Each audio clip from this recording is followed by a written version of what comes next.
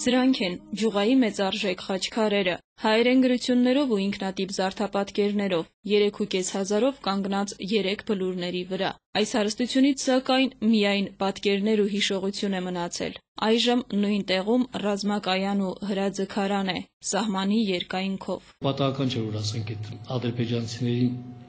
առաջին հերթին այդ մշակութային դաշտը վերացնելու խնդիրը լուծեցին։ Ես դեռ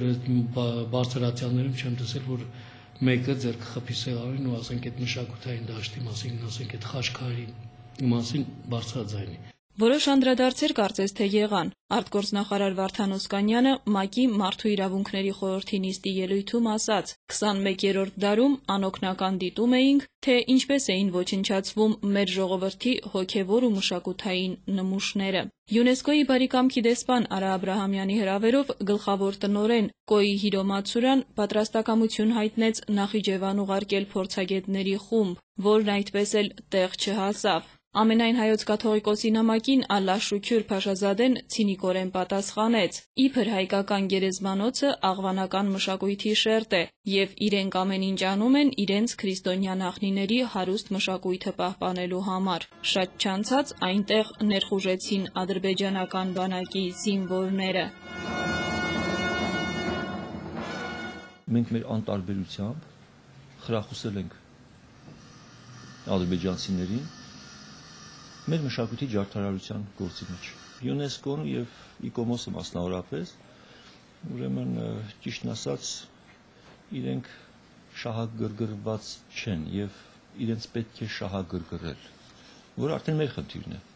ՅՈՒՆԵՍԿՕ-ն ու ICOMOS-ը իրենց տեղեկագրերում դատապարտել են ջուղայում կատարվածը։ Այնինչ մեր երկրի լռության պայմաններում Ադրբեջանի ակտիվ գործողությունները կասեցնում են միջազգային այս կառույցների որևէ միջամտություն։ Հուշարձանների պահպանության գործակալությունը բավարարվեց անդրադառնալով, որ խաչքարերը ՅՈՒՆԵՍԿՕ-ի ցանկում գրանցված չէին, հետևաբար այդ կառույցին դիմել հնարավոր չէր։ Պետական մակարդակով միջամտության փոխարեն Մարդու իրավունքների եվրոպական դատարան դիմեց Արևմտյան Հայաստանի հայերի ազգային խորհուրդը ընդդեմ Ադրբեջանի կառավարության։ Հայցն ընդունվեց։ Խաչքարերի թվի եւ մեկ խաչքարի նյութական արժեքի մասին կազմկոմիտեի պահանջած տվյալները հայցվոր կողմը տրամադրեց։ Լուվրում ցուցադրված մեկ խաչքարը ապահովագրվել է 10,000 եվրոյով։ Սպարտակ Ղարաբաղցյանը ջուղայի սպանդի մասին 21-րդ դարի վանդալները կոչվող ֆիլմի հեղինակն է։ Երբ ֆիլմը ցուցադրվեց Սևծովյան ավազանի երկրների համաժողովին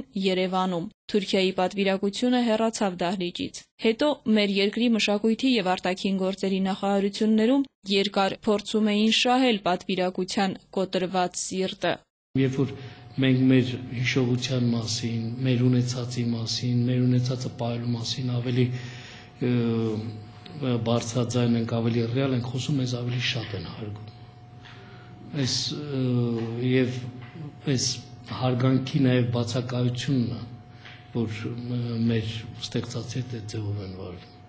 1915 թվականի Արամ Վրույրի լուսանկարներում ջուղայի հուշարձանախումբն այսպիսին է։ 1986-ին Ռաֆայել Աբգարյանի մոտ խաչքարերը դեռ կանգուն են։ Մեկ տարի անց արդեն քարերը պառկեցրած ու սեպերով կոտրատված են։ 1998-ին բլուրների տարածքում հայտնվում են հարթեցնող բուլդոզերները։ 2002-ին ոչնչացման աշխատանքները ակտիվանում են, իսկ 2005-ին արդեն տարածք է ներխուժում Ադրբեջանի բանակը, կոտրատում Թափում ձորը ու Հողովծածկում մշակութային գանձարանի վերջին նշույլները։ Սա վերջին կոտորածն էր։ 218 եկեղեցուց ու ավելի քան 500 հայկական գերեզմանատներից այսօր որևէ հետք չի մնացել։ Արտաքին ասպարեզում պետական մակարդակով նախաձեռնած քայլերի մասին իհարկե կարող էր տեղեկացնել արտգործնախարարությունը։ Այս մասին էլ սակայն Հայաստանի արտաքին գործերի նախարարությունում Երկիր-մեդիա հեռուստաընկերությանը որևէ հարցազրույց տալ